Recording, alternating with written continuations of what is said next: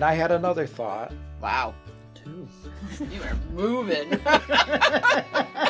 So, Bailey, you could just, in the first 5 minutes at some point, so you just say, like, welcome to Charbroiled Chats. When Grace says something. Or when she's got food in her mouth. Oh, I've never done cinnamon. Yum. Peanut butter and bananas with cinnamon on top. You got to have the cinnamon. So straight cinnamon or cinnamon sugar? Well, cinnamon and sugar would be good. I usually just do cinnamon, but I never thought of the sugar part of it. You know, I had drinks with a couple friends last night, and one of them has just started watching Yellowstone. Have you guys watched Yellowstone? That's not the one with Sam Elliott, is it? No, it's Kevin Costner. Oh. Actually, Sam Elliott is the prequel. Oh, that's interesting. They have a prequel, yeah, that just started. So, and she kept referencing Yellowstone as a conversation point, kind of like, oh, it's kind of like Yellowstone when the relationship is like this, and it's like I've never had a conversation with when someone had so many references to the show that she was watching. Like, okay. And Ozark came up all the time too. So, I mean, it's kind of hard if you don't have the reference, Right. You know what I mean? right. We were watching a movie last night, my sister and my son and I, Good Boys. I don't know if you saw that. The one where, like, these kids that look like they're barely 3 years old are dropping the F-bomb all over again. I've heard about that. Oh, my God. I cringed every time. It was funny, you know, and it was for, like, a kind of a teen movie kind of thing. It was really funny. But in one scene, the mother says to the kid, winter is coming. And, like, my sister said, why'd she say that? I'm like, that's a Game of Thrones reference, you know? Right. But if I hadn't read Game of Thrones, I wouldn't know that. So, but anyway, the whole reference thing, I was actually thinking about that as a topic too. Like, not only things that you don't watch, but things that age, you know? Like, I don't know. I was writing an article about something. This was quite some time ago because this is an old reference even for me now. But like I was writing it for 14-year-olds and I was going to put in something about Jimmy Durante. I'm like, 14-year-olds have no idea who Jimmy Durante was. Right. Right. Even though they should, but they don't. Yeah, well, there's so many series and so many movies on places where you can't watch them. Yes. We mentioned that the last time. Yeah. Unless you have 10 subscriptions. So you're always going to be out of the loop. Mm-hmm. And again, the mainstream is fragmented to the point that Yeah, there is no mainstream. Right. there's no water cooler conversation anymore. And there's no water cooler. That's true. You know, there's just so many things that I tell people they have to watch and they tell me I have to watch, and I know I'm probably not going to get to it. And then we got a couple of times into the 7-day free trial. Where you have to watch something, so you get that, and then you forget to cancel it, and then you get into that loop. Well, maybe I'll do that later. And Yeah. This week I'll watch. Cecilia had to watch Outlander on Stars, so we had to get that extra, and she loves that Outlander. Yeah, is that the one with the actress who's in Belfast? Probably is. I don't know if is that the same one? I don't know how to say her name. I can only spell it, but it's Yeah. like CIATOTRONA. Just beautiful. Right. I don't know. I thought that's where she came from. Was Outlander, or maybe I don't know what Outlander is. Is Outlander the one where she goes back in time? Scotland in the Yeah. 1600s or something. I think that might be her. She's in the 1930s, I think, and she goes through a Yeah. druid place and goes back in time and goes back and forth. Oh, so it wasn't the space-time continuum? That's not what they called it in the 1930s. Because that's what usually happens. It's the space-time continuum. It was the Druids. Apparently that's part of the stone or something. Yeah, right. It was Right, the Druids. right. It was the brownies. See, that's another reference no one would get, the brownies. I But know. those were so cute. Did you ever see those original brownie books? Yeah, because my brother was really into them when he was kind Really? of like in maybe his tweens, like Oh, that's between fun. 10 and 12 years old. So we had Yeah. them all. Yeah. Do you know those, the brownies? Well, I don't even know that. I can't remember. I don't remember the author, but they were in maybe the 1910s, 1920s, something like that. Maybe around the turn of the century. Anyway, just books about these little things. You would call them maybe fairies or something, right? But they didn't have. I don't think they had wings. I don't remember. But anyway, they were like these little creatures that had all these adventures, but the illustrations were great. I mean, I still love those illustrations. Yeah, and they're all pencil illustrations, pretty much, right? they're so cute. Yeah. So cute. Yeah, And they were like little leprechauns almost. They looked, some wore little hats, and they had. Did they interact with people or just with themselves? I never really knew the stories very well. Yeah, I'm gonna say maybe animals, but I don't remember people. I just loved Yeah. the illustrations. My sister found, my sister is like a dealer, an antiques and vintage dealer, right? And she found this little box, this little metal box with their figures on it. And she didn't know what it was. And I was just, she was showing me some stuff she had found. I'm like, oh my God, the brownies. And apparently, Right. they're very collectible. So In order to physically feel the pain of his character, a Vietnam vet, Nicolas Cage removed 2 teeth without any anesthesia. He also spent 5 weeks with his face wrapped in bandages. When he took the bandages off, his skin was infected with acne and ingrown hairs. Yummy. gross. So the question is that necessary Jeez. to be an actor? Method, is that beyond Well, method? maybe did it work for him? I don't know. Vaguely remember, that's a long time ago, but I remember it was a well-received movie. Yeah, it was a good movie. Matthew Modine was the guy who had PTSD or whatever, something like I think I that. saw that movie. And then you have the Noel Coward quote. How do you describe the job of a professional actor? Quite simple. The job of an actor is to learn the lines and don't bump into the furniture. So that's the other way to approach acting. Well, like the thing that I don't remember if Dustin Hoffman tells this or if just people who associate. But anyway, when he was doing Marathon Man, he was doing the same kind of method stuff. And he said something to Laurence Olivier, who was the villain in it. And Laurence Olivier said something like, why don't you just try acting? Ouch. Basically. Yeah, they say that's the English style, Well, yeah, because I just read something from Martin Freeman, the guy who was in the Hobbit movies and Sherlock, and he's British, obviously, and he said the same thing about someone, I can't remember who he was talking about, who just like went all full on method, and he's like, that's so, like, I don't remember if he called it not selfish, but self-absorbed or something. He's like, it's such bullshit. And yeah, maybe that is the British thing. They think of it more as like the kitchen sink kind of movies. Right. You just get Right. in there and And Americans overthink it. Yeah, in the theater background, you just show up. You got to Right. do it every day, twice a day. And yeah, maybe that's part of the difference too. That's right. You know what and I they're mean? all Royal Shakespeare actor Yes. alums, aren't they? All those guys. Yes, Yeah. all the good ones. Yeah. yeah, I've always heard method, and I don't really know where that comes from or what it means. I guess One of the schools, one of the acting schools, I just can't remember which one because I don't know that much about it, like Stella Adler or whoever the other people are. then your guy I don't- Christian Bale, when he lost Yes. 80 pounds or something to play.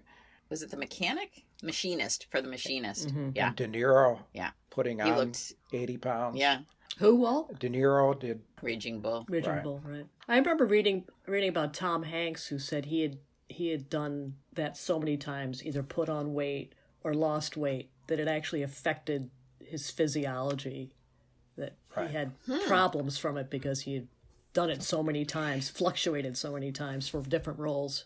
Well, I mean, they always say that yo-yo dieting, is not good for you. So that's not really different. It just happens that he's doing it for parts versus Right. to actually lose weight, But yeah, that's supposed to be not good for you. I wouldn't even think you'd have to do it over and over again. Once or twice would be enough to make you Enough to get the experience. Yeah, I don't know. yeah. Take another role, dude. Do you know that I think, is it in the recording app now? You can save it so that it deletes the silences. Hmm. Oh, you knew that already. I know the editing software I use for this. You can just say take out all the silences, and it clips it all together.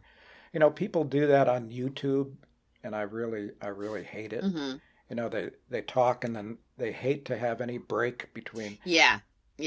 So it jumps. It's just a jump cut, and it's like Yeah. 5 in 30 seconds because they Right. can't stand to waste the time having the person think for half a second. Or Right. I mean, that's not real life. That's like that's like listening to the book or something on double speed. Mm-hmm.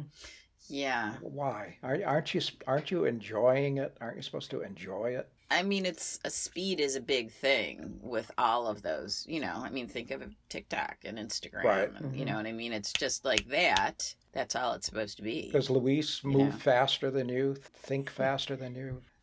He likes to think he does. Yeah, right. I'm way ahead of you. Yeah, Mom. like the other day, right? I get a call. Of course, I don't know why I ever get comfortable. I get a call from like whatever his title is, Dean of Students, right? Or the Dean of Discipline, whoever at his school. And he's like, yeah, Luis cut class today. We caught him. He's going to have to, it was the second time. He did it once in November, which Luis told me about. But, and he's like, this is the second time in a few months. So he's going to have an in-school suspension for the day, where he just sits in a chair and does work, whatever. And so, like, I'm talking to Luis about this because I said I would talk to Luis when he got home, blah, blah, blah. And Luis is like, oh, I thought they wouldn't. I'm like, Luis, did I already tell you guys this story? I'm like, Luis, there's nothing they haven't seen. You're not more clever than they are. They've been doing this for years. Do you think there's any little trick you can try Right. that they haven't seen before? Well, not to mention they have cameras all over schools. Well, now. and that's another thing too. They checked the camera because one teacher said that he wasn't there, and he actually was there. So they checked the tape, and then like Thursday night, because we're gonna get a snowstorm, right? But his school rarely cancels. So Thursday they were in school when a lot of kids weren't, and so Thursday night he said something to me like, "Oh, my stomach has not felt good all day." I'm like, "Stop trying to lay the groundwork for staying home. If school's in session, you're going." And it's like, so what was the point that I was making? Oh, does his mind? Yeah. I think I just. Yeah, that Luis is thinking better than you are. I think I just gave you the answer. Right. I'm sure his thinking is faster than mine. Yeah, Jack does that kind of thing too. It's like he tries to convince himself ahead of time of something. Oh, yeah. He talks it out. I'm like, no, it's not going to work. It's not going to work. Yeah. BAYLIE, is it time to say welcome to Charbroiled Chats? Would you like me to? Yes. Just as part of the conversation. It can't be part of the conversation if you're cueing me. I know. Yeah.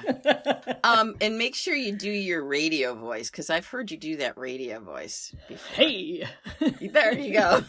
Hey, welcome to Charbroiled Chats. And what is it? Boom chicka chicka baloo? Oh, What is- boom chicka wow wow. That's, You're I so think easy, Grace. I am. When I think someone's funny, they say anything and I laugh. It doesn't matter. That was really not as organic as I was thinking. Because I butted in. Back to the acting thing. Yes. But I think it was Adam Driver talking about Ridley Scott, but it could have been anybody talking about anybody because I can't really remember. Was that the point you were making? We don't do fact checking and we don't do research. So Right.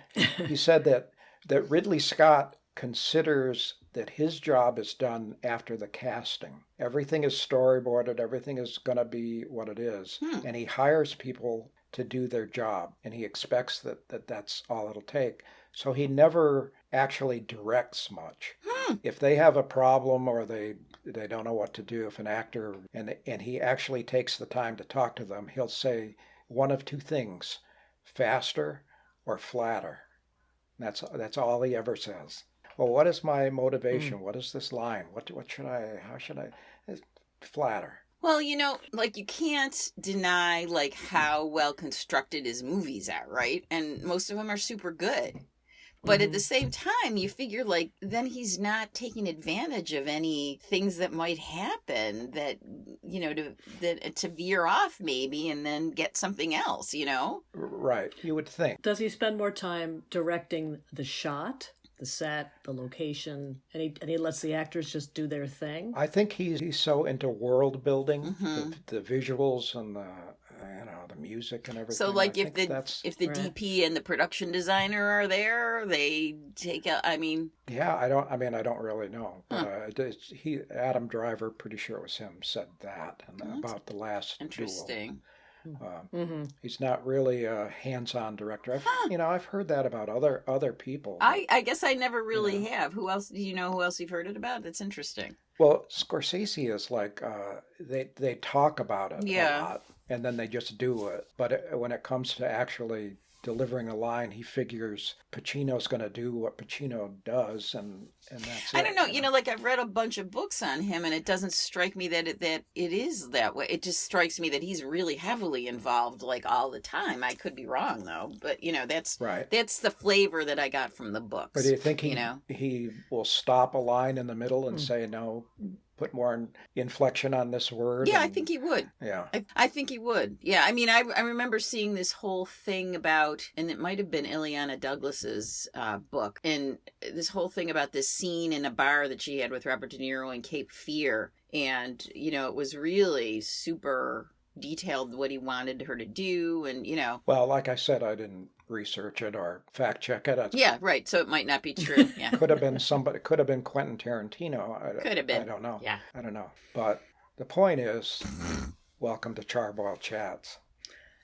You see how I slipped that in there? Wow, you're really good. Yeah, You're super good. Yeah. You're thinking about it so much more than I am. I'm sorry. You're a professional. You just keep forgetting to say it, Bill. I do. Wally's like Andy McDowell in Groundhog Day. She's the producer. Right. There you right? go. And we're just the talent. Right. Executive producer. Executive producer. Yeah, that means you make more money. I was snowshoeing with a few friends yesterday after we stopped and just to take a break because our heart rates were way too high. I'm sure. That's supposed to be super difficult. And we're all in our early 60s, right? BAYLIE, you have aged super well. Oh, thank you. You're welcome. Thank you. I think you look younger than I do. Do you? How old are you? I'm 60. Okay. I'll be 62 in April. Yeah. You could be late 40s. Oh, you're so kind. Yeah. Anyway, go on. So your show's... Oh, so we were standing there. I think that both of you don't look a day over 76. Thanks. Older than you, Walt? Yeah. You barely look older than me. Jeez Louise. Oh, I snorted. There you go. Sorry. So anyway, what I was saying was that we were standing around talking and for like 15 minutes, and then afterwards we said, "Wow, that was really nice. Just talking to people, together, collectively in the same space. We hadn't done that very much. Completely change it. Right. Sorry, Wally, were you just going to say something? Sorry. What's that? I didn't. You were just going to say something, I think, or did you lose it? I was going to say that would be an excellent time to say thanks for listening. Jesus. I'm keep waiting for BAYLIE to jump in there. I said it already a couple times. You are relentless. You didn't do the outro. He's a taskmaster, isn't he? I thought she did, didn't I she? did. You just didn't hear it. Yeah. You weren't listening to her. Oh, I probably... See, thanks for listening. That's what men have done to women for millennia. I haven't heard anything since you talked about Ryan Gosling in the previous episode. I tuned out at that point.